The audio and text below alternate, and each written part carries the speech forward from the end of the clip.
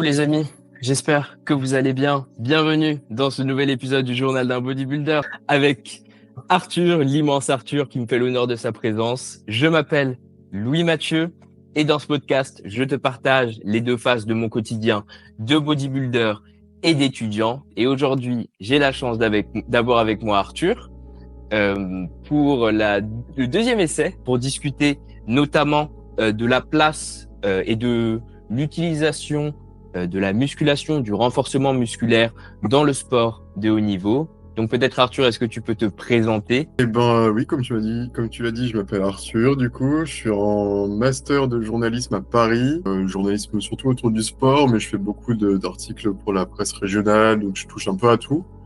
Mais centre d'intérêt surtout autour du sport, basket, football, sport américain, tennis, bref, voilà, un peu à tout. Et voilà, je suis très content d'être là. Et ça fait très longtemps en plus qu'on devait faire ça, donc très content d'être là. Peut-être vous l'avez compris, mais on avait essayé d'enregistrer, malheureusement, bon, ça n'a pas marché. Les aléas du direct. Après, toi, tu as plus l'habitude que moi, parce que tu as quand même une certaine expérience dans le podcast. Est-ce que peut-être tu peux nous parler de tes différents projets, de ta création de contenu déjà, pour commencer? Des différents projets. J'ai créé il y a 2 ans un média qui est sur Instagram qui s'appelle Moneo, pour lequel on fait des interviews de personnes vraiment de divers horizons, du sport qui est un peu mon champ de bataille entre guillemets, mais aussi je sais pas, politique. On a eu des ministres, on a eu vraiment des personnes de tous bords, des créateurs de contenu, voilà, des profs, voilà, vraiment de tout, quel que soit le domaine. Donc voilà, j'ai créé ça pour un peu encore plus pratiquer pendant ma période un peu de concours, etc. Et puis pour me forger l'expérience en plus. À côté de ça, là, du coup, j'écris pour un média de basket qui s'appelle Le Roster. Voilà, un média un peu communautaire, entre guillemets, où on fait grossir un petit peu une communauté de fans et de rédacteurs aussi. C'est là où c'est un peu intéressant, c'est que tout le monde est un peu mêlé, tout le monde peut y discuter, etc. Moi, je relis un petit peu des articles. Je suis parti du comité rédaction en chef, entre gros guillemets, même s'il n'y a pas trop de chefs. Donc voilà, j'essaie vraiment de m'investir encore plus dans ce projet-là maintenant, parce que c'est vraiment le truc qui me passionne. À côté de ça, j'ai fait de la radio et je continue d'en faire un petit peu pour le Canada. Voilà, des podcasts hebdomadaires. Ok, je savais pas du tout. Débriefé par exemple la Ligue 1 l'année dernière avec des émissions hebdomadaires avec ma concubine, on va dire. Euh, et à côté de ça, j'écris beaucoup d'articles pour une presse quotidienne régionale de la Manche, voilà, parce que je viens du 50 de la Manche, côté de Cherbourg, et voilà, j'écris beaucoup d'articles pour eux, pour voilà, des correspondances, des piges entre guillemets, mais je suis plus correspondant. On a noté la petite ref à un épisode précédent du podcast, les vrais, les vrais Laurent Trouvé, la rêve de la concubine. On avait une question sur la façon dont on s'était rencontrés et Oui. tu l'as un petit peu présenté. Et une autre question, bon, très simple, est-ce que tu habites à Paris? Mais peut-être tu peux nous dire donc ce que tu fais à Paris, ce qui t'amène dans la capitale. Ce qui m'amène à Paris, du coup, j'habite bien dans Paris, intramuros. C'est des études, un master de journalisme à Paris, à l'IFP.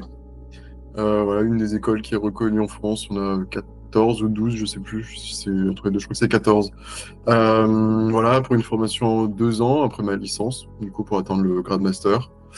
Et après, voilà, l'idée, c'est d'arriver dans le monde professionnel du journalisme, faire vraiment que ça en non-stop et pas que par bribes comme je peux le faire à chaque fois que j'ai du temps libre. Et après, de la question comment est-ce qu'on s'est rencontrés, première fois où on s'est rencontrés, c'était dans une salle de sport. Voilà, donc, rien n'est fait au hasard. Et, Rien n'était planifié, c'était vraiment vraiment. sur le tas. Et comment on est venu à se parler, parce qu'on aurait très bien pu rester deux étrangers dans la même salle des Pays-Bas, des côtés d'une magnifique gare, etc. Disons que ma concubine, est la meilleure amie depuis je sais pas combien d'années, depuis le lycée, de ta concubine à toi, de ta compagne. Se sont un peu perdues de vue. Ensuite, elles ont retissé un peu des liens, forcément, parce qu'avec les études, la distance, etc., c'est pas facile de garder des liens avec ses amis d'avant. Et voilà, avec tout ça, maintenant que certains sont à Paris, d'autres étaient à Lille, etc. Donc plutôt proximité maintenant, plus facile de se joindre, plus facile d'échanger. Et nous, on a facilement quand même accroché, il faut le dire, avec la passion autour du sport, le fait qu'on soit plutôt pas stressé de la vie, encore moins que moi, je pense. Mais Les chill guys. ouais, non, non, passion autour du sport, plutôt facile d'échanger, et puis ouais, des attraits communs, toi, création de contenu, moi, plus contenu journalistique, mais création de contenu quand même. Donc, ouais, Création de contenu, ouais, et ouais, voilà. bah, pas mal de contenu en fait. D'ailleurs, il y avait une question sur ça par rapport à ton organisation. Ouais, Et est-ce que tu pourrais me dire, parce que bon, c'est une question que je me pose, comment tu parviens à jongler entre tes cours, la charge de travail de ton master, peut-être revenir sur, parce qu'on a déjà eu une étudiante en droit, ouais. on a eu Tim qui faisait quelque chose de différent, donc toi, maintenant étudiant en master 1 du journalisme, donc comment tu parviens à jongler entre cette charge académique, Ouais, le fait de pratiquer du sport, le ouais. fait à côté d'être actif sur les réseaux avec Monéo, comme tu disais, avec la production de podcasts, parce que tu es un habitué du podcast, comment tu parviens à jongler avec toutes ces faces un peu, toutes ces identités qu'il faut concilier? Bah, disons que déjà, il faut faire une bonne organisation. Moi, je planifie quand même beaucoup, beaucoup d'anticipation. Tout ce que je peux avancer, par exemple, en travaux, j'essaie de le faire au possible. Maintenant, je suis dans un master où on va dire qu'il y a quelque chose d'assez scolaire avec un planning qui est assez carré. C'est-à-dire que je sais que je commence à peu près vers 8h45, 9h, et que ma journée de cours, elle se termine vers 19h, ou 18h, 19h par là. Plutôt 19h. Donc voilà, Du coup, 10 heures par jour, c'est énorme. ouais, C'est gigantesque. bah, c'est important, mais c'est vrai que après, quand on fait ce qu'on aime, c'est vrai que c'est plus facile. C'est encore plus spécifique, tu vois, que par rapport à une licence ou à un bac où tu peux choisir tes filières, etc. Là, c'est vraiment le milieu qui te passionne. Mais en plus de ça, j'avais des cours à préparer en amont, puisque je suis en journalisme. Par exemple, j'avais des cours de télé, des cours de radio, des cours de presse écrite, pour lesquels je devais par exemple préparer un papier pour simuler un journal radio, préparer des chroniques télé, des reportages télé, organiser voilà, des accréditations, rendre des articles. Voilà, donc il y a beaucoup de travail en amont. Donc je dirais que ça se passe beaucoup dans ouais, l'organisation, parce que j'avais des semaines très chargées, là, de 9h, 19h en gros, 6 jours sur 7 quasiment, du Mhm. lundi au samedi. Donc ça passait beaucoup par le travail le dimanche, beaucoup de travail pendant les petites pauses que j'avais. Par exemple, le midi, j'avais une demi-heure de pause, une heure de pause à peu près grand max. Donc beaucoup d'organisation et de hiérarchisation, je dirais aussi. Mhm. Je fais beaucoup ma passion aussi, c'est le sport, aussi bien en parler, écrire dessus que pratiquer. J'ai fait du basket avant, sur beaucoup de basket. Encore avant, j'avais fait un peu de judo et un peu de natation vite fait, quoi. Et donc, je trouve que c'est vraiment important pour moi de garder cette hygiène de vie, entre guillemets, avec le sport qui me permet vraiment de me défouler. Maintenant, dès que j'ai beaucoup de papiers à rendre, beaucoup de travail à rendre, beaucoup d'articles à rendre pour la PQR ou pour des relectures à faire, etc., je sais que le sport va passer un peu derrière. Que je vais pas m'infliger une séance si c'est pour être fatigué le lendemain et ne pas être opérationnel à 100%, tu vois. C'est vraiment Ouais, des je vois choses, totalement. vraiment pas forcément au 100% de possibilités, mais de ce que je peux faire à l'instant T, tu vois, pour être un peu meilleur chaque jour et tout. Donc beaucoup de hiérarchisation, le fait que par exemple, bah, quand je peux aller à la salle 6 jours sur 7, je le fais. Maintenant, si je dois y aller 3 ou 4 jours sur 7 parce que c'est une semaine d'examen par exemple, ou que j'ai une semaine très très chargée, avec beaucoup de trucs très très lourds au niveau mental et que voilà, j'ai pas envie de me blesser non plus parce que la fatigue mentale, ça peut jouer aussi sur les résultats physiques, entre guillemets. Si je vois que j'ai beaucoup de travail, j'irai un peu moins faire du sport, même si je ronge un peu mon frein parfois. Et il y a des semaines où j'y vais quasiment pas. Ça m'arrive peut-être une fois dans l'année, une semaine où je suis allé une fois dans la semaine, tu vois. Savoir anticiper beaucoup quand il y a des semaines assez légères, on va dire, surtout en début d'année, où on me donne déjà des travaux à rendre pour décembre. Par exemple, bah, ta boîte en septembre, tu peux de la couler douce, mais moi je préfère plutôt anticiper, justement, avoir un volume assez moyen, assez régulier sur l'année, et puis au moins ça impacte un peu tout le reste, que ce soit la production de contenu, aussi la pratique du sport. Et par rapport à l'aspect de production de contenu, moi j'ai eu tendance à toujours avoir du mal à produire du contenu en période d'examen parce que je fais toujours passer ma pratique sportive, mon entraînement avant et bien sûr les révisions avant. Ouais. Mais ma production de contenu s'arrête de façon magique pendant une semaine. Ça va. J'ai pas le temps. Vraiment, c'est une discipline à laquelle il faut s'astreindre Ouais. et que je ne parviens pas à mettre en place. Ça passe toujours à la trappe de mon côté. Je sais aussi que j'adapte un peu mes entraînements. Je suis plus léger sur les séances jambes. Je Mm. vais moins loin dans l'effort parce qu'elles me crament totalement. Mais très très dur par exemple, de maintenir le podcast. Tu vois, là, je Ouais. suis dans une période où j'ai pas vraiment de rendu académique. Je suis en vacances. Mm. Donc c'est plus simple pour moi de discuter avec quelqu'un sans avoir le stress de j'ai tel rendu, j'ai tel papier à faire. Ouais, chapeau si tu parviens à lisser, tu vois, tout pour avoir aussi une production de contenu régulière. Après, je pense que ce qui est important et noté, je pense, dans cette différence entre nous deux, entre guillemets, c'est qu'on n'a pas les mêmes aspirations non plus. Moi, ma vie devrait normalement s'articuler autour de la création de contenu. Toi, au court moyen terme, c'est plutôt l'activité physique pour faire, par exemple, des compétitions de Ouais. bodybuilding naturel, etc. Donc forcément, il y a des... Forcément, enfin, pour nous deux, je pense que les cours passeront en premier dans tous les cas. Mhm. Maintenant, c'est vrai que, on va dire qu'on a les deux autres variables qui sont identiques, c'est-à-dire le sport, le fait de se sentir bien et le fait de produire du contenu. C'est ces deux variables-là qui font qu'on a deux profils différents et que moi j'ai un profil qui veut tendre vers le journalisme, donc forcément le contenu va passer avant le sport parfois, même si quand je peux faire les deux, ce que je fais à peu près quasiment toutes les semaines, j'essaie de faire les deux, tu vois. Et il y a aussi l'aspect peut-être pour ton podcast, t'es aussi tout seul entre guillemets derrière. Tu t'occupes de tout, du montage, de la création justement du podcast en lui-même. Moi, j'ai la chance que pour les différents médias dans lesquels je fais du travail un peu, bah, par exemple pour la presse, c'est pas moi qui m'occupe de la mise en page, c'est pas moi qui vais imprimer le journal tous les matins. Donc par exemple, je grossis le trait, mais en gros c'est un peu ça. Pareil Oui, pour je vois. le média que j'avais créé, maintenant on est un peu recruté entre guillemets, même si c'est des bénévoles, etc. Au tout début, tu vois, quand je l'avais lancé, on était deux, notamment avec ma Ok. compagne. Et là, par exemple, là, fallait vraiment carburer, charbonner entre la promotion sur les réseaux, la production du contenu qu'on veut promouvoir sur les réseaux, la mise en page du contenu qu'on veut promouvoir sur les réseaux. Et tu vois, il y avait beaucoup, Ouais. c'était très très prenant à ce moment-là. Là, ça allait un peu moins. J'essaie de m'éclipser un peu plus pour donner la place aux autres, justement, Mhm. parce que j'ai envie de donner un peu accès à ce que nous, on n'a pas trop eu, c'est-à-dire des gens assez libres de t'exprimer dans le journalisme qui te plaît. Donc, je Mhm. suis beaucoup plus dans l'aspect managérial pour le média que j'avais créé. Et après, dans la création de contenu pour le roster, donc pour le média de basket, pour lequel j'essaie vraiment de me concentrer un peu plus maintenant, encore plus. Pareil, on est 55. Donc je crois qu'il n'y a pas trop de problème de création de contenu au quotidien. Il y a des semaines où c'est un peu plus compliqué avec les examens de certains, parce qu'il y a beaucoup d'étudiants aussi. Le moyenne d'âge est assez jeune, on va dire. Mais il n'y a pas de problème pour remplir les cases, entre guillemets. Le travail est bien réparti.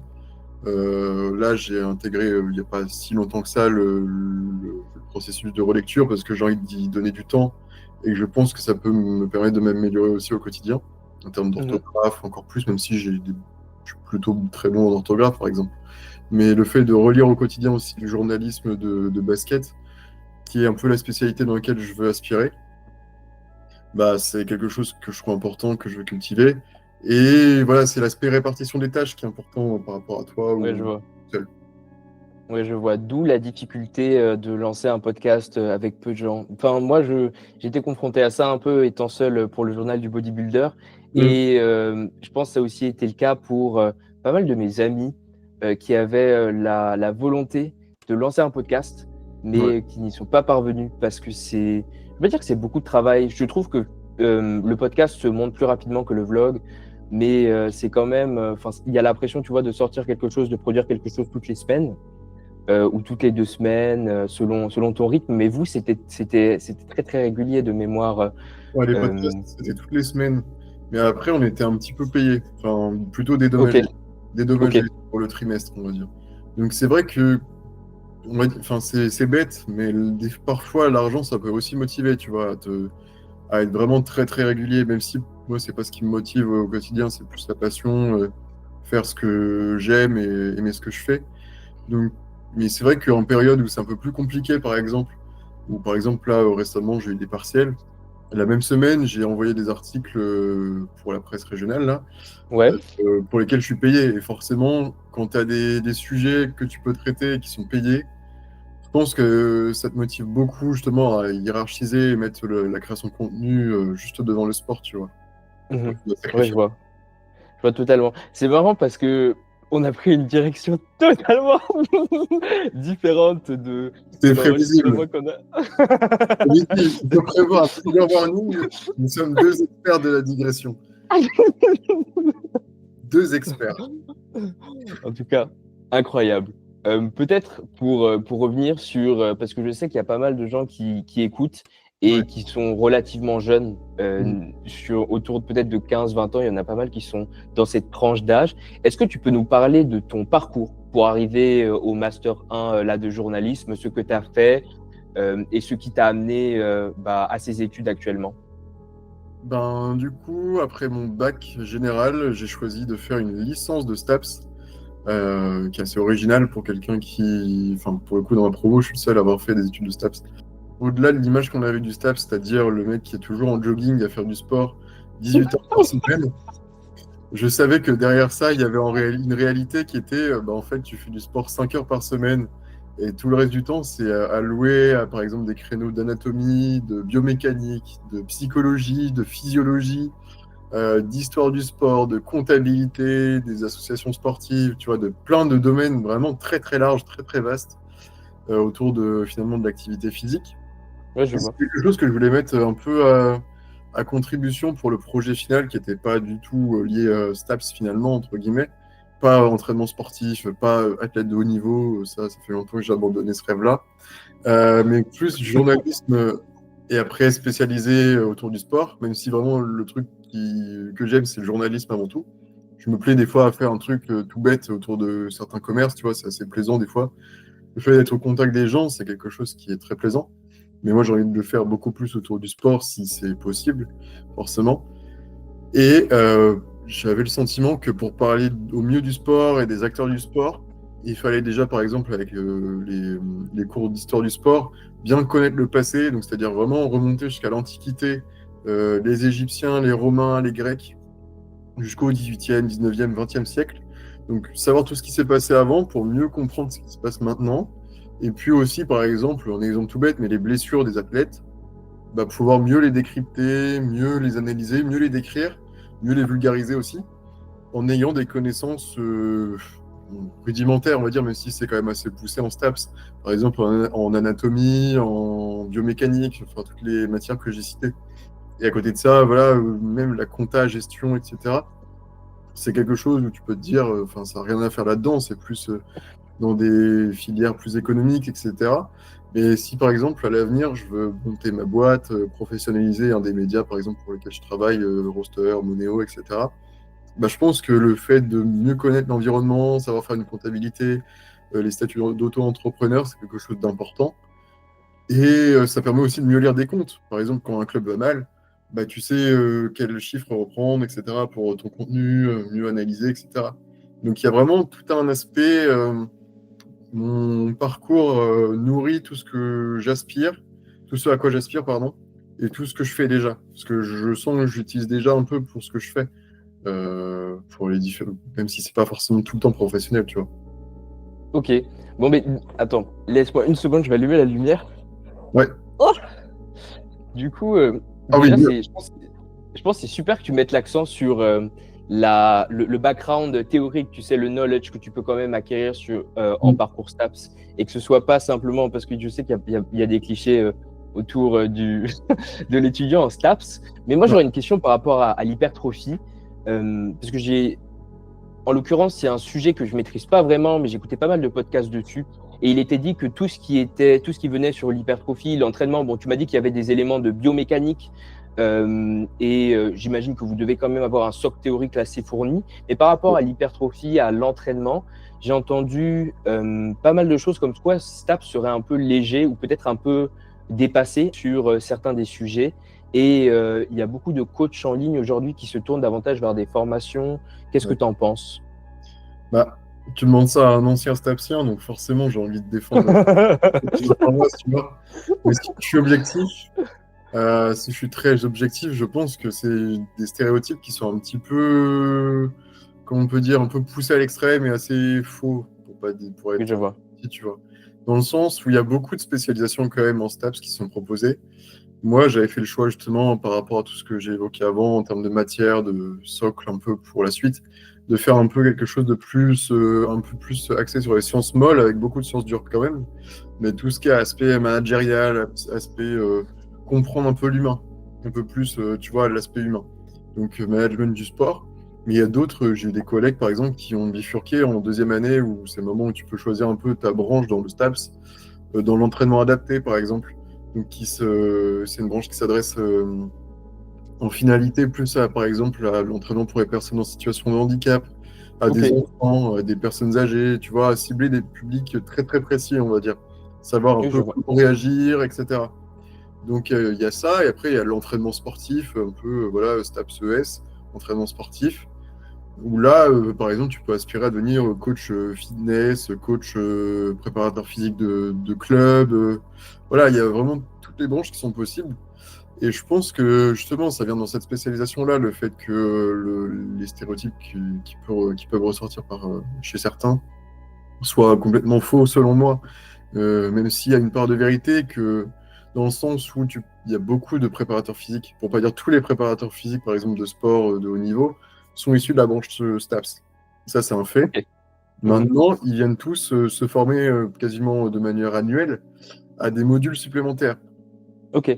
Des modules qui peuvent être axés, par exemple, sur la musculature du pied. Un truc vraiment très bête, mais très très pointu, sur les muscles de la voûte plantaire, j'en sais rien, mais tu vois, hein, par exemple, pour un footballeur, c'est important de voir comment ça peut se soigner ou comment tu peux le muscler, enfin bêtement, tu vois, des trucs vraiment très très précis. Des modules supplémentaires qui, en plus des compétences de base que tu peux acquérir sur les bancs de l'école, complètent totalement un profil que tu peux développer autour d'une thématique très précise et autour d'une profession qui parfois même n'existe pas. Par exemple, les premiers préparateurs physiques bah, se sont formés de cette manière-là, avec des modules supplémentaires, beaucoup de formations, ouais, pour aspirer à quelque chose de très très précis, créer parfois sa propre voie du coup, ou alors aspirer à avoir une spécialisation qui peut être pertinente pour tel public, tel autre, que ce soit des footballeurs, des bodybuilders par exemple, pour les accompagner, des basketteurs, même, ou que sais-je, voilà, même des seniors. Ok. Ok, bah tip top. Petite question bodybuilding, entraînement, parce que je suis un peu un nerd. J'aimerais bien savoir comment tu t'entraînes, ce que tu aimes faire à la salle, comment s'entraîne un étudiant avec un emploi du temps si chargé, les muscles sur lesquels tu mets l'accent, voilà, juste pour avoir un petit ordre d'idée pour l'auditeur aussi. Alors, comment il s'entraîne? Il s'entraîne déjà tous les matins, tous les soirs avec son vélo sur les Ah magnifiques oui, pistes ça. cyclables de Paris. Euh, Les dangereuses pistes cyclables de Paris. ça dépend où. Mais venant de Lille, je pense on est quand même bien servi à Paris parce que vraiment à Lille, c'était catastrophique, même si voilà, enfin, ça commence un peu à s'améliorer, mais il y a des endroits où tu passes en diagonale dans un carrefour, c'est quand même assez dangereux et terrifiant. Euh, mais du coup, ouais, au-delà du vélo, du coup, tous les matins, tous les soirs, entre 3-4 séances et 6 ou 7 séances par semaine, comme on disait tout à l'heure, avec des sacrifices en période de. Enfin, sacrifices en période. Des Voilà, des aménagements, aménagements. oui. Mhm. Beaucoup moins péjoratif, c'est mieux. Des Non, mais c'est vrai parce que c'est lié à des chevaux et tout, donc c'est plus des aménagements, effectivement. Et après, je privilégie beaucoup quand même, j'avoue, le haut du corps. Je commence quand même toujours par une même base de cardio, c'est-à-dire à peu près 7 ou 8 minutes à 80-90% de VMA, histoire de vraiment mettre un coup de fouet dans la machine autour de 13-14 km/h, plutôt 14. Ok. Et vraiment mettre un gros coup de fouet, sachant que j'ai eu de Mhm. l'activité avant, du coup, avec le vélo, etc. Je suis quand même bien échauffé. Mais ouais, accentuation beaucoup du haut du corps, épaules, pec, abdos, dos et bras, forcément.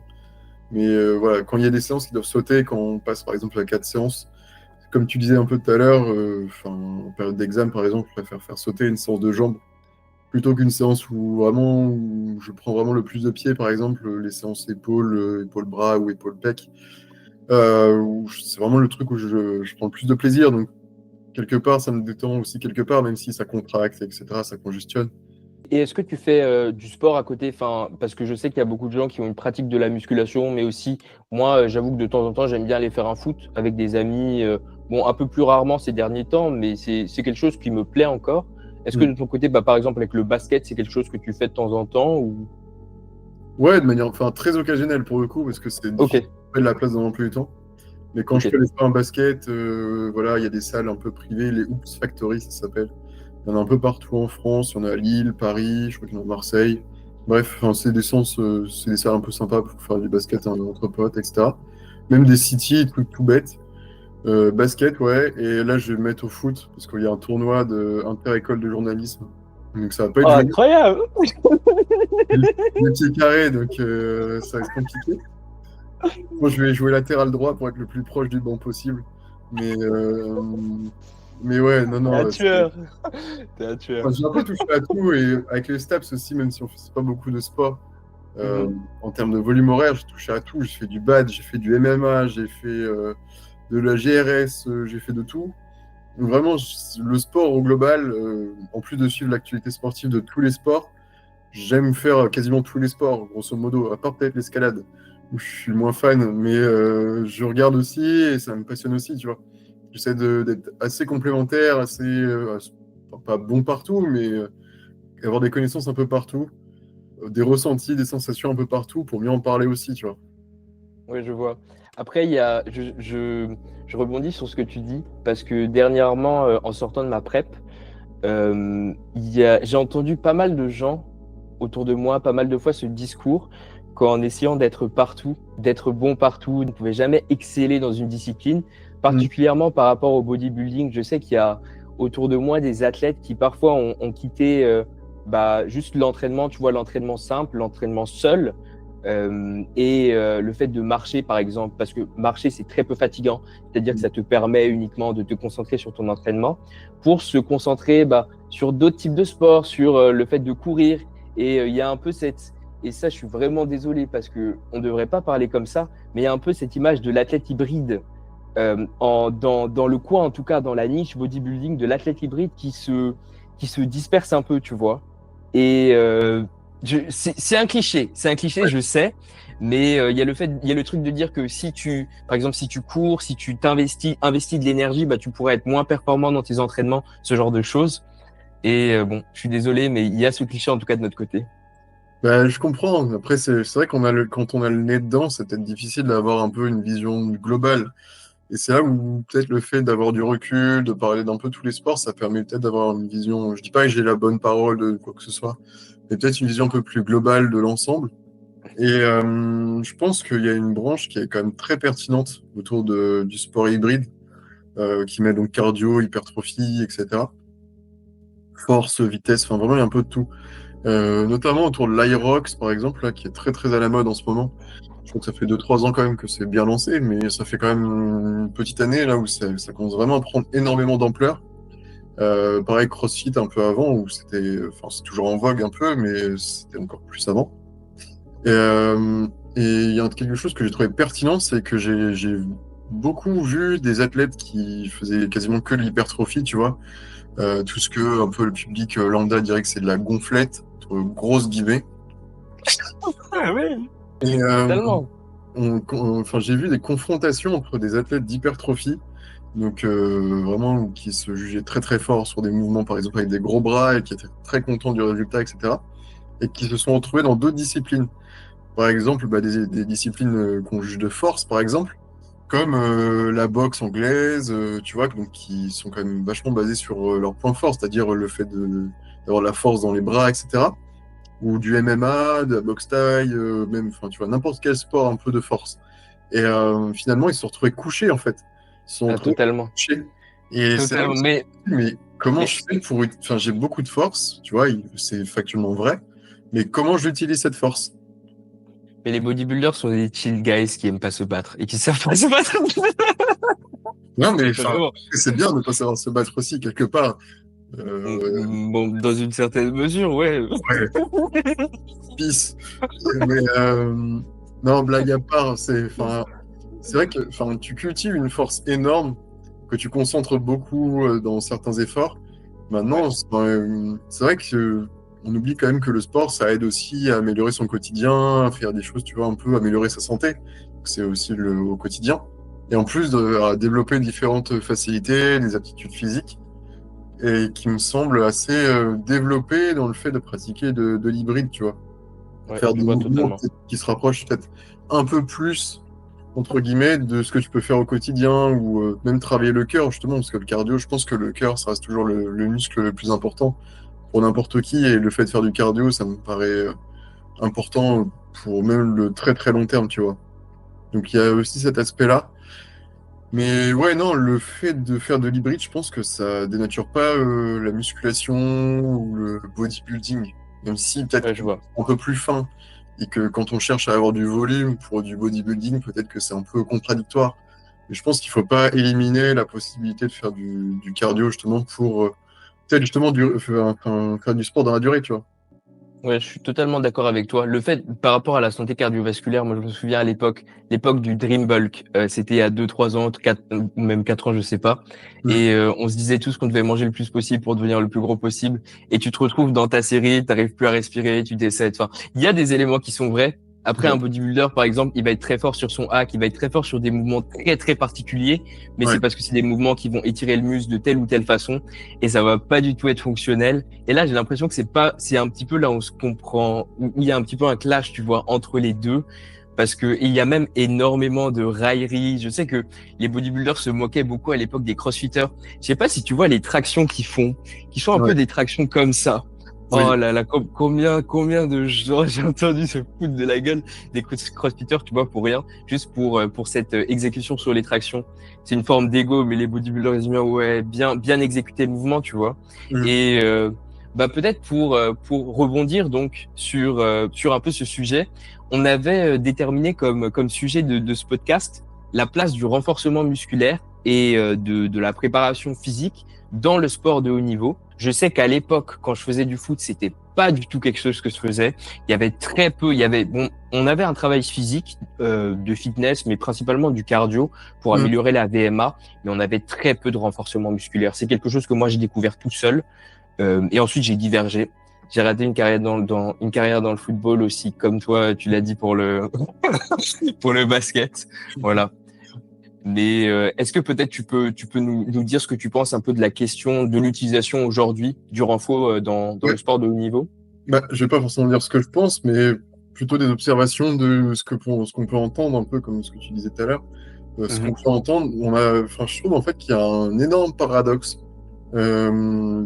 sur cette question-là. En fait, on a d'un côté un peu les coachs et les staffs des équipes, par exemple, professionnelles de football, si on prend l'exemple du football, qui justement critiquent énormément le fait que leurs joueurs embauchent des coachs personnels, donc des gens qui sont formés, qui sont vraiment des préparateurs physiques, peut-être du même grade un peu que ceux qui sont employés par le club, qui sont à la disposition des joueurs.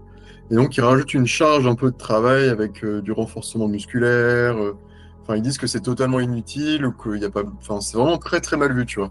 Et de l'autre, on a quelque chose que beaucoup de personnes qui pratiquent la musculation ont souvent entendu, que ce soit par leur famille même, hein, des fois. Enfin, je connais des gens où c'est leur famille qui leur a fait cette remarque-là, et d'autres, c'est d'autres personnes, etc. Bref. Mais comme quoi, la musculation n'était pas un sport, mais plutôt un complément d'une autre activité, tu vois.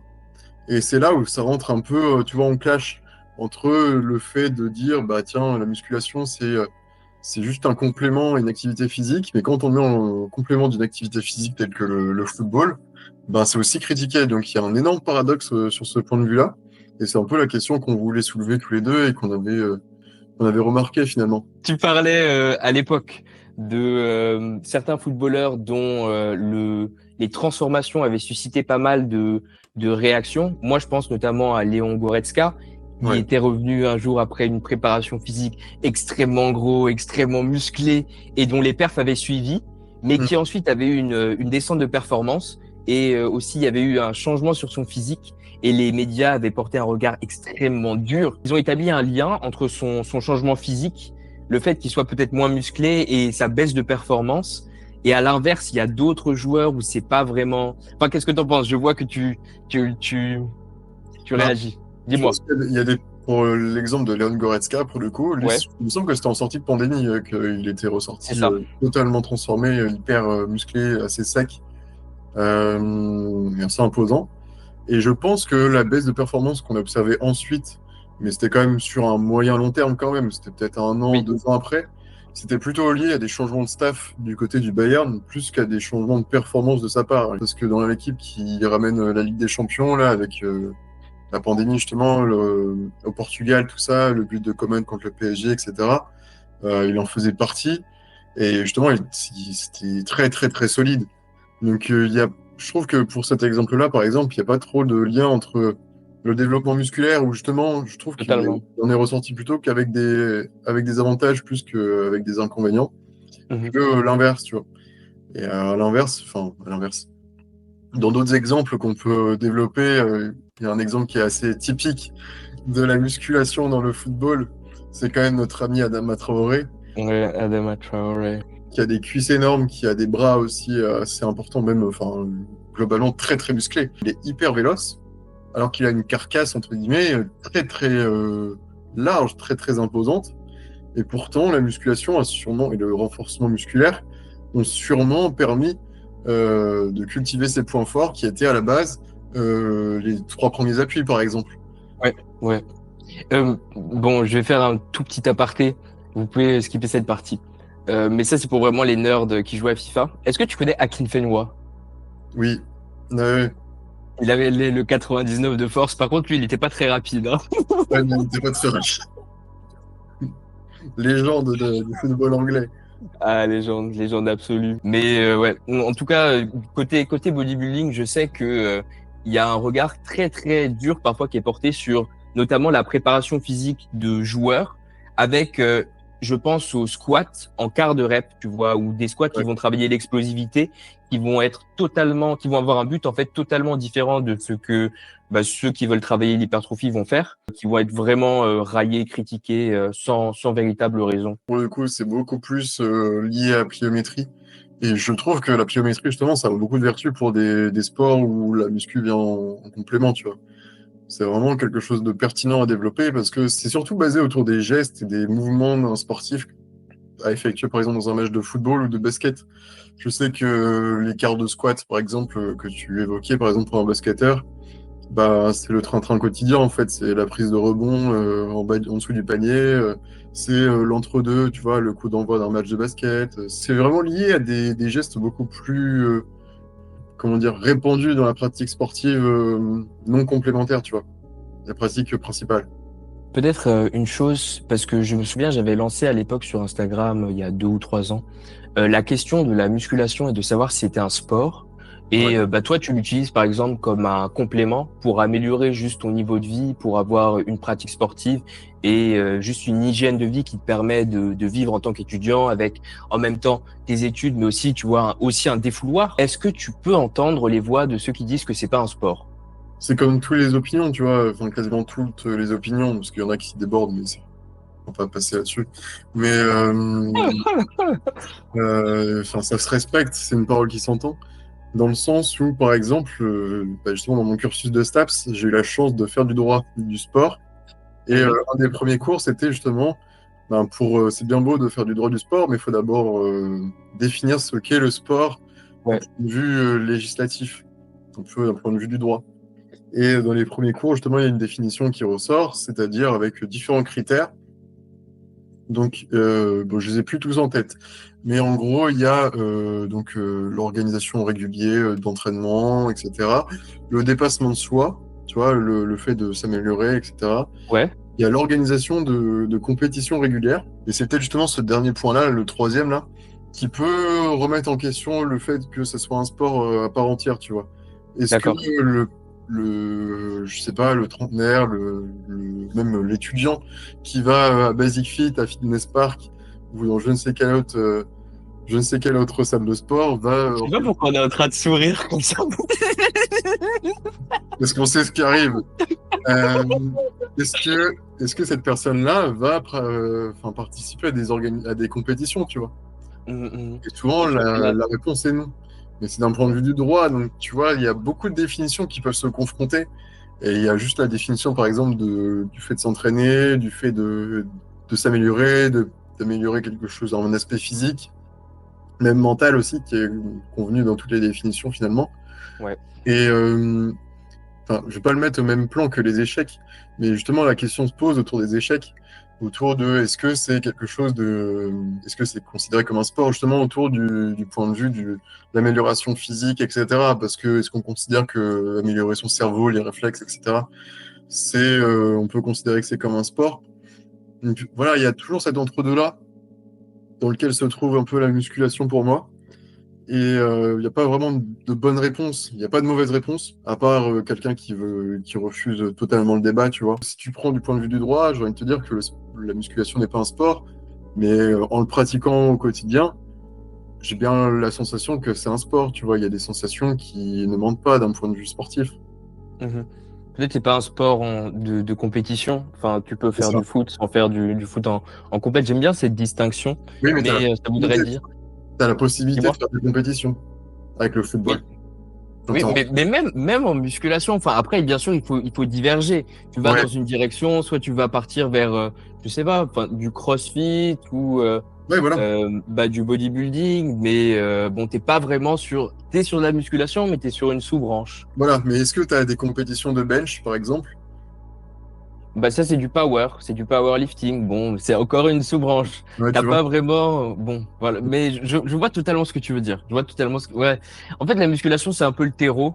Tu commences, c'est une pratique qui est à Exactement. toi mais pour moi c'est un sport, mais ça prépare Oui, à des sports de compétition. Enfin c'est le début. c'est trop différent. C'est difficile de comparer. Enfin, on peut pas intégrer ou rejeter un sport ou une discipline en le Oui. comparant aux autres parce que voilà, le tir à l'arc est un sport qui est bien différent du MMA. Enfin, le MMA, je sais pas si on peut encore le. Ouais, si maintenant on peut le considérer comme un sport.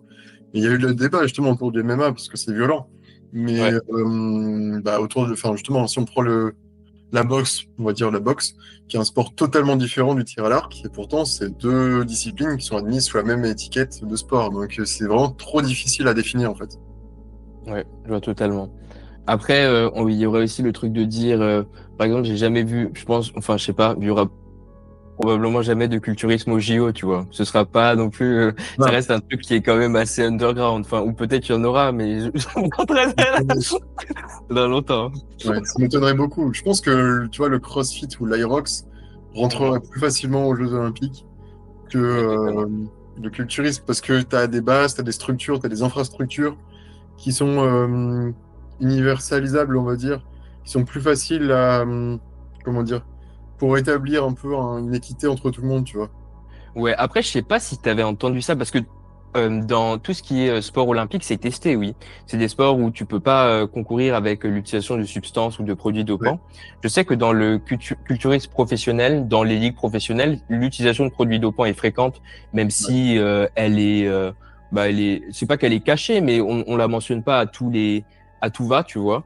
Et bah, j'avais entendu dernièrement, il y a très longtemps, mais la possibilité d'avoir ce type de compétition, des compétitions avec des athlètes qui utiliseraient des substances bannies pour améliorer leur performance et mettre face à face certains athlètes avec l'utilisation de ces substances. Parce que c'est un petit peu ce qui se passe dans le bodybuilding, mais c'était pour le tennis, je crois, si je me trompe pas. Mais voilà, ça m'avait fait réfléchir. Mais le bodybuilding naturel de son côté, il n'y a pas vraiment enfin, il y a pas de trucs bizarres. On n'utilise pas de produits de vent. C'est compliqué parce que il y a beaucoup de travers justement dans le sport propre, le sport clean entre guillemets justement. Ouais, Et un gros problème, c'est il y a plusieurs athlètes dans des sports où on se dit, bah, voilà, dans un monde utopique, il n'y a pas de dopage. Et dans ces sports-là, il n'y en aura jamais. Et le problème, c'est qu'il y a eu des cyclistes, par exemple, qui se sont fait ouais, attraper parce que produit dopant. Il y a un footballeur, il n'y a pas longtemps, de Chelsea, Mikhailo Mudryk, ukrainien, là, ouais, c'est numéro vrai. 10, qui s'est fait attraper pour produit dopant. Il y a eu pareil dans le tennis, il me semble aussi, ouais, comme tu disais. Dans un sport où il y a une compétition, j'ai envie de te dire qu'il n'y a pas forcément égalité, parce qu'il y a forcément quelqu'un qui va prendre l'ascendant sur l'autre, mais il y a plutôt équité. Et Oui. peut-être un peu plus facile sur cet aspect-là en termes de musculation, bodybuilding. Mhm, mhm. C'est beaucoup plus assumé parce que tu as la branche naturelle. Ouais, tu vois, il y a deux ligues. Voilà. Et est-ce que ce serait pas possible d'avoir deux ligues pour tous les sports? Enfin, je sais que c'est pas une question qui est possible parce que bon, c'est pas légal, c'est pas. Mais tu vois, en bodybuilding, il y a vraiment ces deux trucs. Et bah d'un côté, t'as ceux qui poussent. Quand tu vois le corps d'un bodybuilder open ou c'est vraiment un gros. Tu vois qu'il a poussé la performance à un niveau. Ouais. Et bah, le fait d'avoir deux ligues dans tous les sports, ça pourrait. Bon, après, c'est vraiment moi mon cerveau qui fonctionne pas bien, mais Les champions dopés, ce serait bizarre. ouais, ce Après, le serait quelque problème, c'est que chose. tu le découvres. Enfin, pour ces Mhm. sports-là qui sont jugés clean, c'est que tu découvres que telle ou telle personne a été ou ont été dopés. Et tu le découvres Ouais, qu'après coup. Le cyclisme, ça a défrayé un peu la chronique parce que ça. c'était Armstrong, je crois. Il a remporté une flopée de Tour de France. Qu'est-ce qu'on fait à ce moment-là? Est-ce que on donne la victoire au deuxième? Ou est-ce que l'histoire aurait été toute différente s'il n'avait pas été dopé? Est-ce qu'il aurait fini peut-être 45e? Et c'est peut-être quelqu'un de son équipe qui était meilleur que lui sans dopage qui aurait fini premier. Donc c'est difficile Mhm. aussi, parce que ça déjoue un peu l'histoire aussi. Terrible. Complexe, hein. Terrible. Ouais, très, très, très, très complexe. Une question sans aucun lien qui nous vient cette fois d'Agatha parce que c'est la seule question qu'on a eue visible dans la boîte à questions. Quel projet, Arthur, pour 2025? Projet pro, projet perso, projet sportif, dis-nous tout. Projet sportif, continuer à m'amuser, à faire du sport, etc. Parce que c'est vraiment un plaisir. Ouais, c'est une habitude maintenant dans ma vie. Enfin, ça fait longtemps que j'en fais, comme on disait tout à l'heure. Mais continuer à faire du sport, éventuellement faire un peu plus de basket, euh, découvrir des talents cachés dans le football pour le tournoi, parce qu'ils sont bien cachés, je pense. Mais ouais, non, de ce point de vue-là, c'est quand même, je pense que ça va être nécessaire. Mais justement, ce qu'on disait tout à l'heure, c'est que la musculation, par exemple, quand je reprends un ballon de basket, je ressens que, par exemple, le cardio que je peux faire ou le développement musculaire que je peux faire à la musculation m'aide beaucoup dans ma pratique de basket. Là où, par exemple, avant, il y a une dizaine d'années, quand je faisais vraiment du basket quand j'étais beaucoup plus jeune, à mes débuts, ben, le fait de ne pas faire de renfort, par exemple, ou de musculation, ben, je sens que j'ai beaucoup plus de facilité proportionnellement, tu vois, avec le niveau qui s'est élevé, Ouais, etc. je vois. Mhm. Mais, donc, voilà, au passage.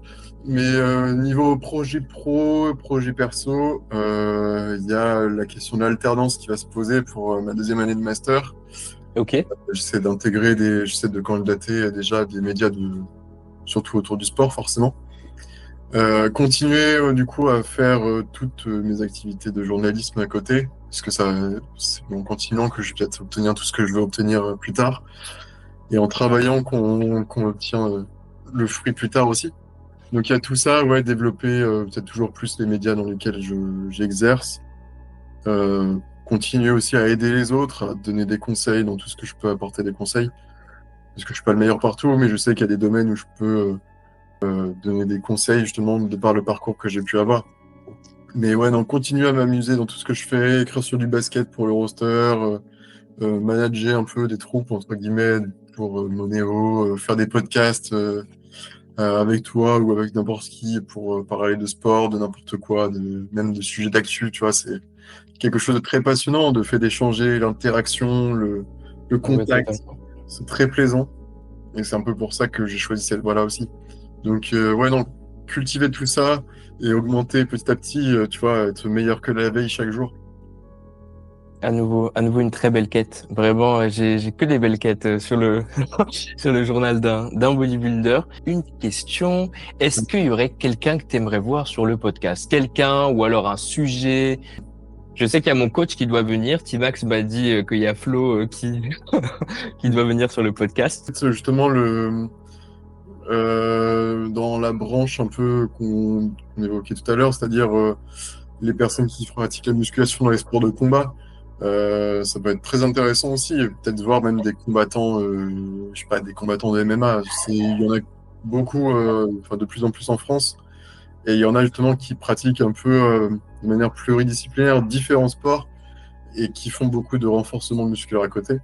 Je pense que il y a des questions auxquelles on a répondu un peu tout à l'heure, auxquelles ils pourront apporter d'autres réponses avec un point de vue intérieur.